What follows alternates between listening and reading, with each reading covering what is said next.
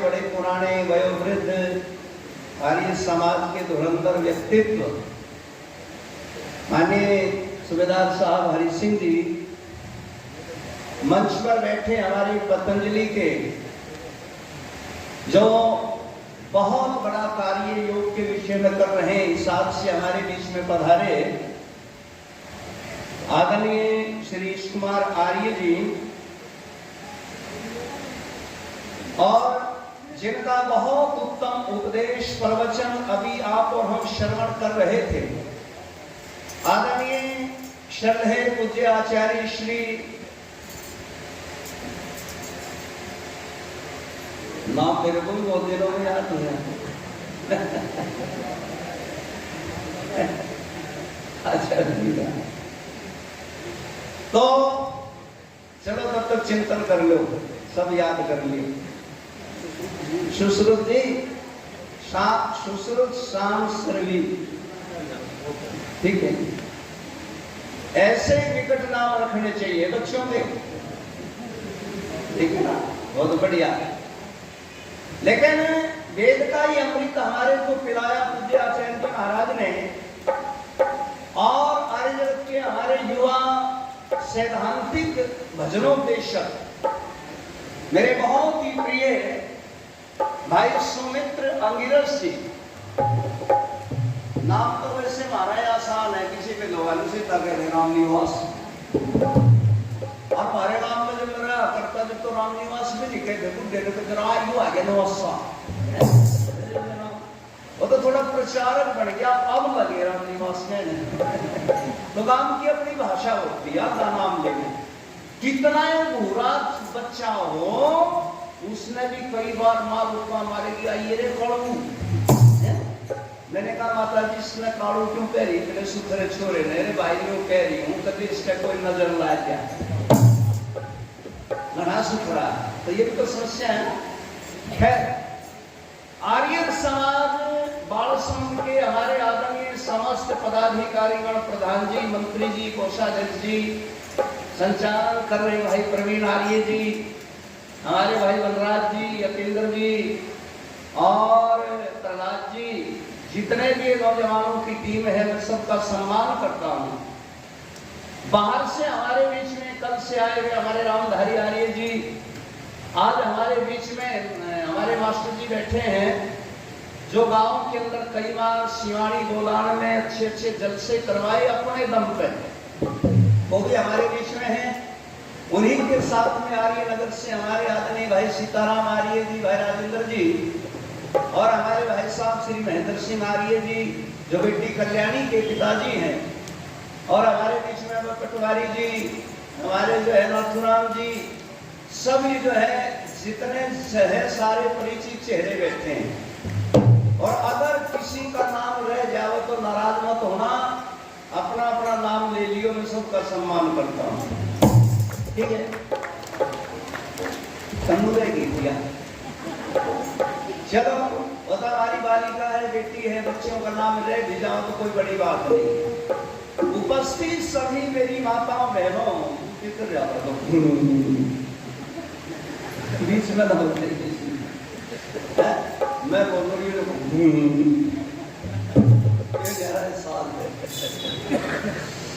तो बहुत अच्छी चर्चाएं हमारे बीच में चल रही थी, और आपको पता है कि मेरा जो विषय होता है वो अधिकतर ऋषि दयानंद जी महाराज के अमर ग्रंथ सत्यार्थ प्रकाश के 11वें समवास का होता है।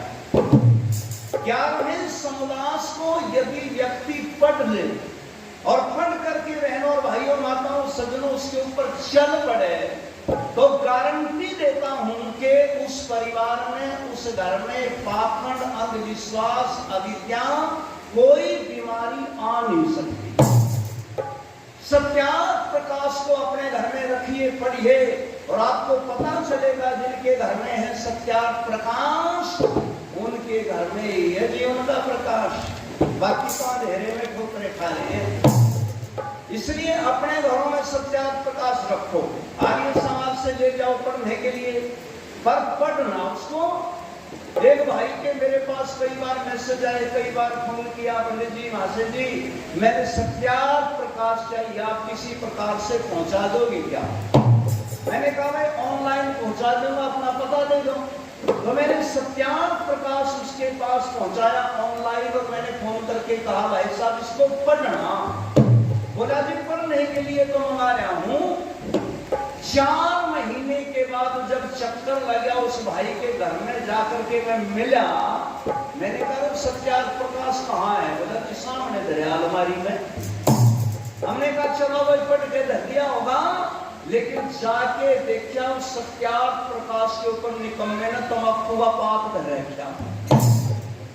मैंने कहा इसीलिए मंगाया था भाई।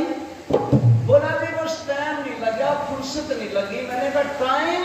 बोला जी इतना बिजी, इतना व्यस्त जीवन है कि मरने तक की फुर्सत नहीं है। सत्यार्थ प्रकाश कहां पढ़ूंगा? मैंने कहा मरने के लिए भी फुर्सत निकालनी है क्या भाई? रेलगाड़ी आवर एकदम आगे टूट जाइए, कोई फुर्सत निकालने की जरूरत नहीं है। तो लोग बहाने लगाते हैं, लेकिन आर्यन समाज के प्रवर्तक महर्षि स्वामी दयानंद जी महाराज ने दुनिया को जगाने का काम किया, पर ये पाखंड आज पनप रहा है? कई अरबों खरबों रुपए खत्म कर दिए कुरुक्षेत्र में शिव शक्ति नाम के यज्ञ से। जबकि हम जब शास्त्रों को पढ़ते हैं तो केवल 5 प्रकार के यज्ञों का विधान ऋषियों ने वेद शास्त्रों से निकाल करके हमें दिया है। सबसे पहला मेरी बहनों माताओं ब्रह्म यज्ञ भगवान की भक्ति करना, दूसरा देव यज्ञ अग्निहोत्र करना, तीसरा पितृ यज्ञ जीवित माता पिता दादा दादी जो बड़े हम की श्रद्धा से सेवा करना, चौथा बलि वैश्य देव यज्ञ अपने से अलावा दूसरों को भी खिलाना, और 5वां जो यज्ञ ऋषियों ने दिया था हमारे को वो दिया है अतिथि यज्ञ। घर में विद्वान आए, अतिथि आए, उनका आदर सम्मान करना, सत्कार करना, उनसे कुछ पूछना, उनसे ज्ञान प्राप्त करना, 5 प्रकार के यज्ञ थे। लेकिन कुरुक्षेत्र में क्या चल रहा था? शिव शक्ति यज्ञ। मैंने पूछा कई भाइयों से, मैंने कहा मेरी शिव शक्ति यज्ञ क्या है? कहीं है किसी शास्त्र के अंदर? बोले जी कहीं नहीं है। इसलिए सारे के सारे पाखंड चल रहे हैं।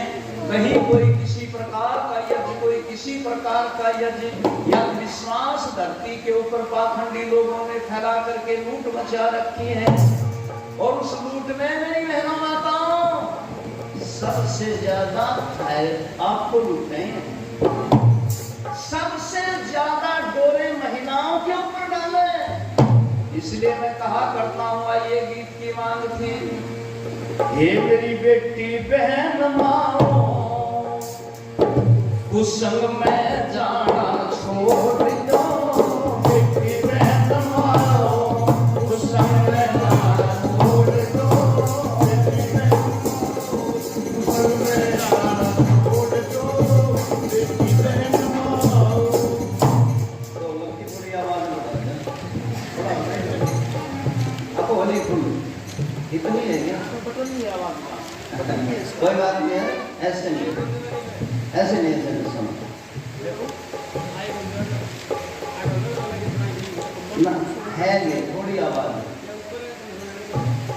ऊपर ऊपर जाएगी, और थोड़ी बढ़िया। देखो ये जो आपका माइक है, ये हमारे प्रचार विज्ञान है। यही अगर बढ़िया नहीं बजेगा तो उंगलियों से नहीं बजाता, ये फुल है हमारा हरियाणवी थप्पड़। उंगलियों से तो कमजोर आदमी बजाया है, इतना घट ये थप्पड़ लगेगा। इसलिए ध्यान रखो, क्या कह रहा था? ये बेटी बहन माओ, कुसंग में जाना छोड़ दो। बेटी बहन माओ, कुसंग में जाना छोड़ दो। कुसंग में जाना छोड़ दो। कौन सा कुसंग? पहली बात सुनो, राम लीला स्वांग में मेरों के उठ पटांग में। राम लीला स्वांग में मेरों के उठ पटांग में। राम लीला स्वांग में मेरों के उठ पटांग में। मेरी बहनों मत जाओ, बहनों मत जाओ, वहाँ तक लुटाना छोड़ दो, बेटी बहन माओ, समय जाना छोड़ दो, बेटी बहन माओ, समय जाना छोड़ दो, बेटी बहन माओ। रामलीला स्वांग में मेलों की ऊट पटांग में बहनों मत जाओ, वहाँ तक लुटाना छोड़ दो। एक दिन एक भाई नाराज हो गए, ने बोला भाई साहब रामनिवास जी क्या है मान लोगे जी, हैं सब पे झाड़ू फेर के चलो हो, बुहारी मारो नहीं। मैंने कहा भी क्या कर दिया, बोला रामलीला की भी बुराई किसी को बख्शोगे।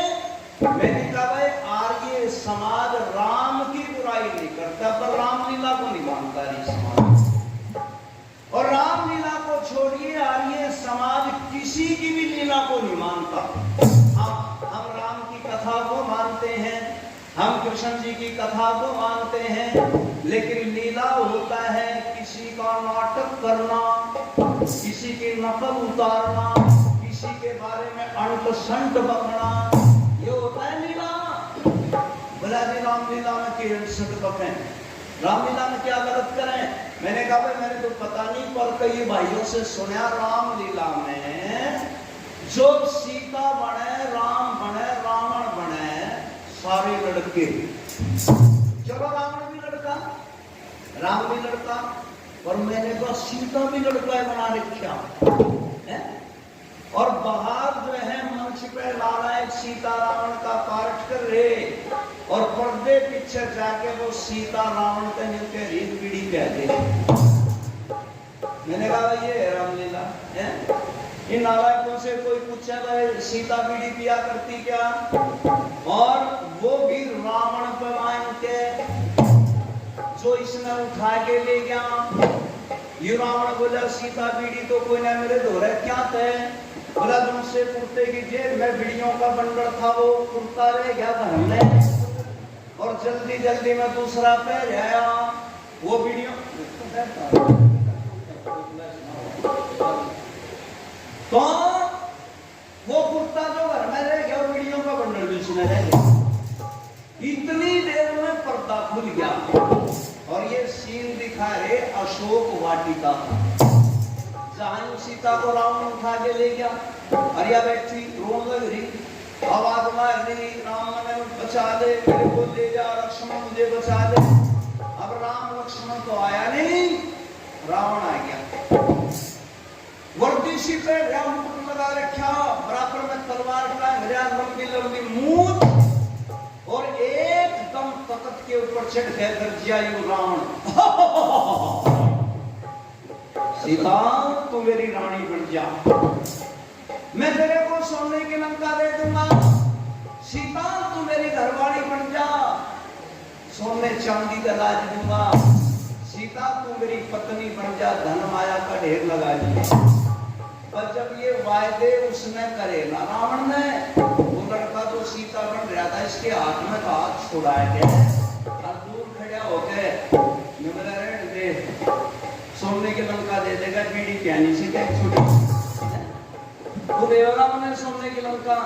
इसलिए रामलीला स्वांग ऊट पटांग काम वहां पे हमारे वहां। अच्छा कमाल की बात है, बचपन की शादियों का समर्थन कर रहे रामलीला। वहां सवाल करते हैं पब्लिक से कि जिस समय राम का विवाह हुआ उस समय राम की कितनी आयु थी, सीता की कितनी आयु थी, और वहां जो है ना आवाज आती है, मंच से भी कहा जाता है कि राम की आयु विवाह के समय 12 वर्ष की थी, और सीता की आयु विवाह के समय 6 वर्ष की थी। बाल विवाह पर वैसे तो सरकार ने रोक लगा रखी, केस हो जा, पुलिस आ जाए, और रामलीला में राम और सीता की आयु 12 और 6 वर्ष की, इन पे केस कोई नहीं करता। इन्हें कोई नहीं समझाता नालायकों को कि भाई राम भी उस समय जवान था, सीता भी उस समय युवती थी, बल्कि एक और दिखावे सीता। बोले भाई सीता की माँ कौन थी, बोले धरणी। कहां से आई सीता, तो ये पाखंडी क्या दिखाते हैं, बोले राजा जनक हल चला रहा था खेत में, और जब बाण उसने चलाया तो उसकी हल्की फाड़ी के आगे एक मटकी आएगी, और वो मटकी जब बाहर निकाल के देखी तो उसमें सीता निकली, अंगूठा चूसती हुई। बताओ कितने बड़े बड़े पाप हैं, ये सारी अविद्या फैला रखी, अंधविश्वास फैला रखी। और जब वो ऐसे गप मारते हैं तो वहां अंधे बैठे हुए क्या कहते हैं, सतवचन महाराज। कोई ये नहीं कहता गप वचन महाराज। भाई हमारे आदरणीय सूबेदार साहब हरि सिंह जी जो आज की सभा के माननीय अध्यक्ष महोदय 100 रुपए देकर के मुझे आशीर्वाद प्रदान कर रहे हैं, धन्यवाद। और हमारे आदरणीय श्रीमान ईश कुमार आर्य जी जो हमारे बड़े बचपन के पुराने साथी हैं, 500 रुपए देकर के वो भी मान सम्मान कर रहे हैं, इसलिए आर्य जी को बहुत बहुत धन्यवाद। तो ये पैर हाथ पसंद है, इसे छोड़ दो है। और दूसरी अविद्या, दूसरा पाप कौन सा है,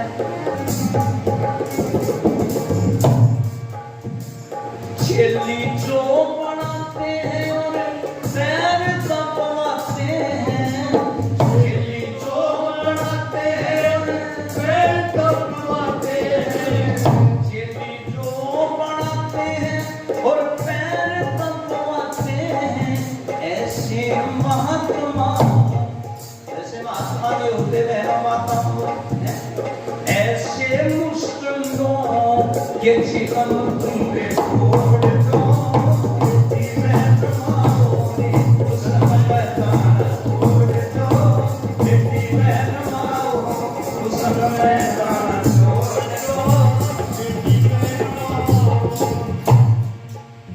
कुंभ का मेला भरता था हरिद्वार में, अर्ध कुंभ पूरा तो ये वहां भरे जहां अब भर रहा था, ये वहां इसमें इलाहाबाद में, प्रयागराज में।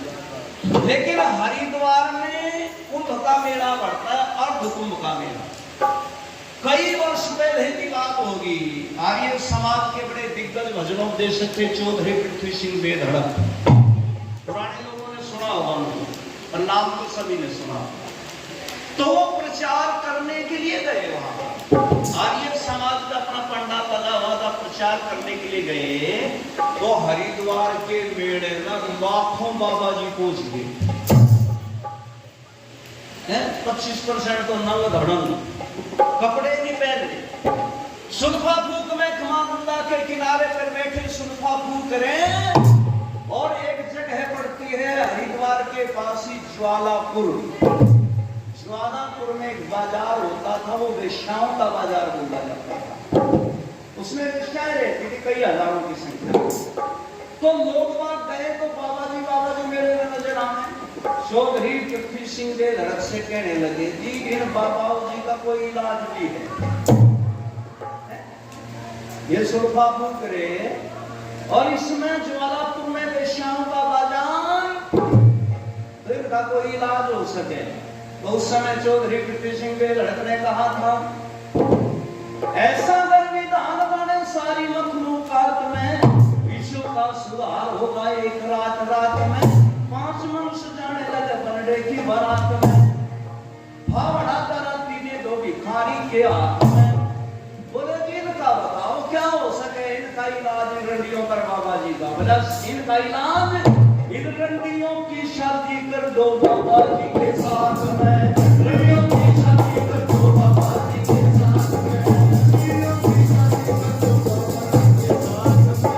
बोला भाई यो इलाज सबसे बढ़िया है, ये बाबा जी भी काम बनता था, जाएंगे वे शाम का पाप छूट जाएगा, 5-5 6 बालक हो जाएंगे। बिल्कुल उल्टा सिस्टम। हमने हरिद्वार में जाकर के देखा, रेशमी कपड़े सूख रहे, रेशमी कपड़े। हमने कहा रेशमी कपड़े किसके, बोले जिन नंगे बाबाओं के। एक जो है ना आश्रम के आगे 10-12 बच्चे खेल रहे, मैंने कहा बच्चे किनके, बोले जी ब्रह्मचारियों के। सारा उल्टा काम। आलीशान कोठियां, वहां बाबाजियों की आलीशान कोठियां। हमने कहा भाई आलीशान कोठियां किनके, बोले जी त्यागियों की। जो चीज जिनके पास होनी चाहिए थी वो नहीं, सारा उल्टा काम हो रहा। तो ये जो दुनिया के अंदर उथल पुथल मचली, ऐसे पाखंडी बाबा जी हरिद्वार में बैठे। मंदिरों में बैठे, मंदिरों में जवान बच्चे जावे, वो जावे तो बाबा जी कोई हमें उपदेश देगा, कोई बड़ी आवाज सिखावेगा, और नौजवान जाकर के आवाज लगाएंगे आदेश महाराज। देखो कितनी बड़ी आवाज, आदेश महाराज, महाराज आदेश दो, क्या करना है? और महाराज अच्छा हो तो क्या कहेगा, भाई माँ बाप की सेवा करो, हैं? अपने घर गृहस्थी को ठीक चलाओ, अपना कर्म अच्छा करो, पढ़ो लिखो, ब्रह्मचारी रहो, व्यायाम करो। तो ये चीजें अगर अच्छा महात्मा जी बैठा हो तो कहेगा। लेकिन बाबा जी मंदिरों में बैठे और जवान जाके बोले आदेश महाराज, महाराज बोला भरजा बच्चा चिलम, ये आदेश मिला, चिलम भरजा कोने में रखी इतनी लंबी, भरजा बोला आदेश महाराज, बोला भेजा बच्चा साफी, महान गंदा नरक चीथड़ा है, अगर उसने पानी में भेजा कुत्ते के मुंह में निचोड़ दो ना साफी ने, 5 मिनट में कुत्ते के मरने का खतरा है। और नाम क्या धर रखा? साफी। लिया साफी उसने भेके निचोड़ कर लो, लपेट चिलम के चोर दजन बांधर में धरी पर आवे है, फिर तड़ा हाथ मारेगा जड़ से बकरी को साता हो, और लगा के उसके तड़े में बस मारो खींच के दम ऊपर आग जला दी, और मंत्र बना रखे घर के हड़ तत्ता फूक दे बम्बई झड़ा कलकत्ता, दम दरेड़ा फूक दे नगर खेड़ा, चिलम चमेली फूक दे केदार की हवेली, चिलम चरड़ा जो की मारी तरफ देखा करड़ा, उसी की आंख में चली गया करड़ा। बेटा नहीं आवाज नहीं। देखो ये जो पाखंडी इस ढाल के बाबा जी है ना, आज से लगभग 30 वर्ष पहले की बात होगी, वो शायद पहले भी मैंने बताया होगा। मैं अपने गांव में रहता था, जन्मभूमि में, ठीक गांव कैथल डिस्ट्रिक्ट में। तो लोग जो है ना, कोई पैदल जा रहा, कोई बस में जा रहा, कोई ट्रैक्टर ट्रैली में, कोई बूटी झोटा जोड़ के, कोई बैलगाड़ी जोड़ के, सारे ये कस्बा पड़ता हमारी तरफ कुंडरी, उधर जा रही भीड़ की भीड़। मैंने कहा भाई कहाँ जा रहे हैं? बोले भाई कुंडली में एक अनोखी शादी हो रही है, अनोखी शादी। मैंने कहा मेरा ताऊ भी तैयार हो रहा है। मैंने कहा ताऊ जी कैसी शादी हो रही? वो न बजारा बेटा राम निवास, आज तक धरती पर ऐसी शादी हुई नहीं होगी, इतनी गजब की शादी होती है। मैंने कहा ताऊ जी कैसी हो रही? न बोला बेटा वो कुंडली से इधर अपनी सड़क पर बाबा जी का डेरा है ना, उस बाबा जी के पास में कुटिया है। मैंने कहा हाँ होगी। बोले कुंडली से आगे गांव है करोड़ा, भाई भरा आपने सुना होगा। बोले करोड़ा गांव के मंदिर में बाबा जी के पास में कुत्ता है, और आज वो दोनों बाबा जी मिलकर उस कुत्ते को कुटिया के और कब्जा करेंगे। हमने कहा भाई ये तो अनोखी शादी है, ये तो देखी नहीं हमने। और सचमुच में वो करोड़े वाला बाबा जी बारात लेकर आया, उसमें घने बाबा जी आए, और उस जमाने में 30 वर्ष पहले तो उन बारातियों की, बाबा जियों की खातिरदारी करने में कुंडली वाले भरे बाबा जी के 20,000 रुपए तो सुल्फा प्याने में लगे थे। ऐसा पाखंड करते हैं। इसलिए ऋषि राम जी महाराज क्या कहते हैं, पाखंड इतनी बड़ी गहरी खाई है, अगर आदमी इसमें एक बार गिर गया तो अंदर धसता जाएगा, धसता जाएगा, धसता जाएगा, और आखिरकार वो मर के ही वहां से निकलेगा। यही है ना पाखंड। अच्छा मैं आपसे पूछना चाहता हूं, ईमानदारी से, बाल समझ वालों से ईमानदारी से पूछना चाहता हूं, जब इस गांव के अंदर कोई मंदिर नहीं था, इस गांव के अंदर कोई और ये मजार जो कुछ है ये नहीं थे, कोई सैयदवादी की ये नहीं थी, मैं ईमानदारी से पूछना चाहता हूं, ये गांव उस समय सुखी था या अब इनकी संख्या बढ़ गई अब सुखी है? मेरे को दोनों तरफ है। अरे तो पता कितने मिलेंगे आपने? मैं मंदिरों की बुराई नहीं करता, कभी कोई भाई का स्थान कोई बुरा नहीं होता, लेकिन मैं एक ही बात पूछना चाहता हूं, जब ये नहीं थे अड़ंगे तब जनता सुखी थी, या अब इनकी संख्या होगी सैकड़ों में, हजारों में, अब जनता सुखी है? नहीं बोलेंगे? पहले सुखी रहना नहीं, पहले सुखी थे तो फिर ये क्यों उल्टे कुएं खड़े कर दिए? फिर इनका फायदा क्या है? कम से कम इसको न्यू ले जाने की बजाय धरती की तरफ गहराई में ले जाते, कुआं खुद जाते, पानी भरते लोग इनमें। भाई मूर्तियां रखने की तो ऊपर धर लेते, अपने घरों में रख लेते हैं। लेकिन सुनो लोगों, ये आर्य समाज का प्रचार करना कोई हंसी खेल नहीं है। लोग भड़कते भी हैं, लोग जो है ना पता नहीं क्या क्या करते हैं, हमले भी करते हैं, पर बिना हमले के आर्य समाज का प्रचार जो सही प्रचार है वो कभी हुआ नहीं, कभी हुआ नहीं। अभी कल चर्चा कर रहे थे आपके सामने, शायद सुमित्र जी कह रहे थे, उत्तर प्रदेश के अंदर स्वामी जी जहां गए प्रचार करने के लिए लंढोरा गांव के अंदर है, वहां का जो गुर्जर प्रधान था ना, उसको राजा मानते थे उस इलाके के गुर्जर, उनको ये कह दिया कि स्वामी दयानंद सरस्वती यहां आना नहीं चाहिए। पर स्वामी दयानंद जी महाराज पहुंच गए उस गांव के अंदर। वहां तो उस गुजरों के राजा के सेवक को, नौकर को पता लगा, वो हाथ जोड़ करके कहने लगा, स्वामी जी जल्दी से जल्दी निकल जाओ यहां से, यहाँ का जो हमारा प्रधान है ना बड़ा क्रूर है, निकम्मा है, हमला करवा सकता है। स्वामी जी ने कहा भूख लगी हुई है, कम से कम रोटी भोजन कुछ तो करवा दो। बोले स्वामी जी जान बच जाए वही बढ़िया है, रोटी भोजन की छोड़ दो। तो जो स्वामी दयानंद जी महाराज ने कच्चे बैंगन खाए थे ना खेत में से, ये उस गांव की घटना है।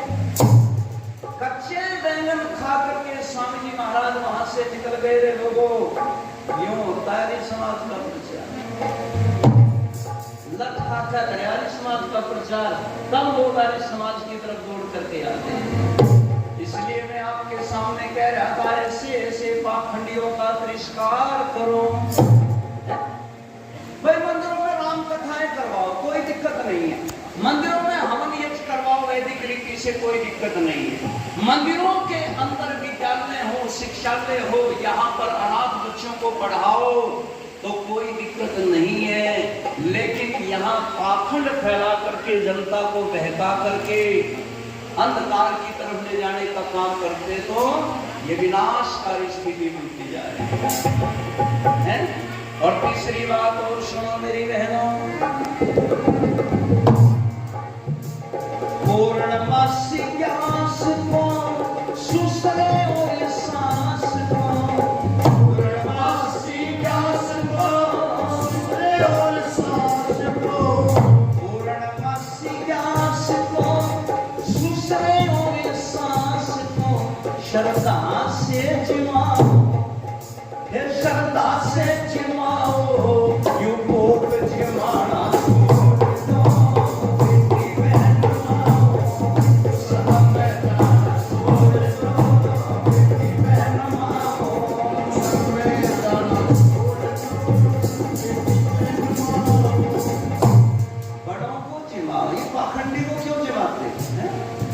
जो यूं कहते जितना कि तुम मेरे को भोजन करवाओ, हलवा खिलाओ, खीर खिलाओ, मेरा खाया हुआ खाना खारे कितना तो है वो जगह स्वर्ग में कौन जाएगा मेरी बहनों माता है? मरे मुंह के पास में बोला हम खावेंगे, उनके पास में कौन जाएगा? हमने कहा वो तो पता नहीं कहाँ पहुंच गए, उनके पास तो पता नहीं जाओगा कि नहीं जाओगा। आप ईमानदारी से बताओ, भोजन की थाली मेरे आगे आ गई और मेरे बराबर में बैठे हमारे आदमी ईश कुमार जी, और मैं यूं कह रहा ईश कुमार जी, आर्य जी, ये खीर हलवा मैं खाऊंगा, आप चिंता ना करो, यो मेरा खाया हुआ आपके पेट में जाऊंगा। क्यों है मेरी माताओं में कौन जाएगा इनके पेट में है? जब दोहरे बैठे का खाया हुआ दूसरे के पेट में नहीं जाता तो ये पाखंडी जो लोग हम खाएंगे तुम्हारे पितरों के पास पहुंच जाएगा। तो इनका इलाज बता दी, जो आपके घर में आकर के यूं कहें तो इनको एक प्लेट लाल मिर्च की पिसी हुई लेके आके धर दो और इनको कहो कि ये लाल मिर्च खाओ, और वो यूं कहे मुंह जड़ेगा। उनको कहो जी महाराजो दादो दशहरा मरा था वो लाल मिर्च बहुत खाया करता, हरी लाल मिर्च खाई उनके दोहरे पहुंच जाएगी, खा लो 100 ग्राम, छोड़ दे भाग्या ना भाग नहीं जाओगा वो आसन में उसने प्लेट में थाली में 1 मिनट भी नहीं रुकेगा। तो जब हलवा खीर पहुंच सके है, एक तो गोजी की बहू थी उसका जो है ससुरा में लिया था, बोले कि वो जो है ना मारा खाया और के पास में पहुंचेगा उसको जड़ में 2 बोतल घर दी जाके, बोली जी अभी पियो मेरे सामने, बोला इतनी तो मैंने कभी पी नहीं, बोली इसका मतलब थोड़ी बहुत तो पी है, इतनी नहीं पी थोड़ी बहुत पी है, मेरा ससुरा 2 बोतल पी जा करता, ये दोनों पियो उनके दोहरे पहुंच जाएगी। अरे लोगों अच्छी अच्छी चीजें तो इनकी खाई पितरों के पास में पहुंचे और ये चटपटी चीजें नहीं पहुंचती, इसलिए इस पाखंड से बचो, अविद्या से बचो और विश्वास से बचो। और एक बात और सुन लो,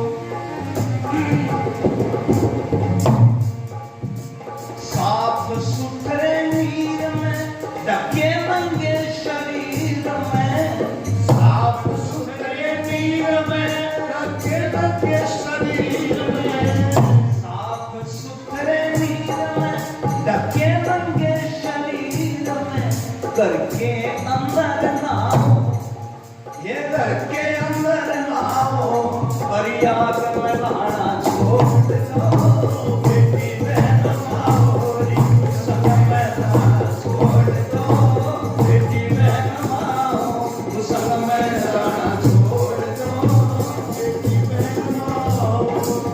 ऐसे लोगों पाप तो हो गए खत्म, पाप नहीं रहे धरती पे अब, क्योंकि लगभग 60 करोड़ आदमी तो अपने पाप धोया है प्रयागराज में, है जी, और 1-2 करोड़ मुसलमान अपने पाप धोया है कहां?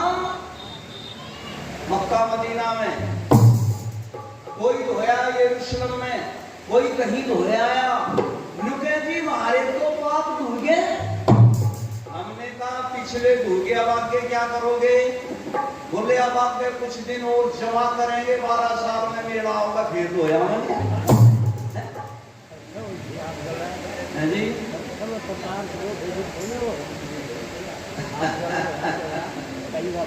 बिल्कुल मास्टर जी सही बात है। सिरसा में यही काम हुआ था, बड़ा विवाद हुआ था, तो क्या कुछ सुनो, विवादों का तो मेरा जीवन नहीं रहा है, मैं तो ये थोड़ा सा टलन लाग गया, मगर कोई तो बुढ़ा के मार गोड्डे तोड़ दे, और नहीं तो जब तक नहीं रहा ना मैं नहीं सोचा मैं कौन आओगा पाखंडी, कौन धमकाओ, कौन रख लेगा, कोई चिंता नहीं, और इतनी चिंता तो अब भी नहीं मानता। लेकिन ये बात है कि आर्य समाजियों का संगठन नहीं है, संगठन नहीं है, ये मैं सच कह रहा हूं। जिनके महापुरुषों ने बड़ी हवा दी, देखो मोहम्मद ने क्या संदेश दिया, मोहम्मद ने एक संदेश दिया कि भाई संसार में शांति फैलाओ, अमन फैलाओ।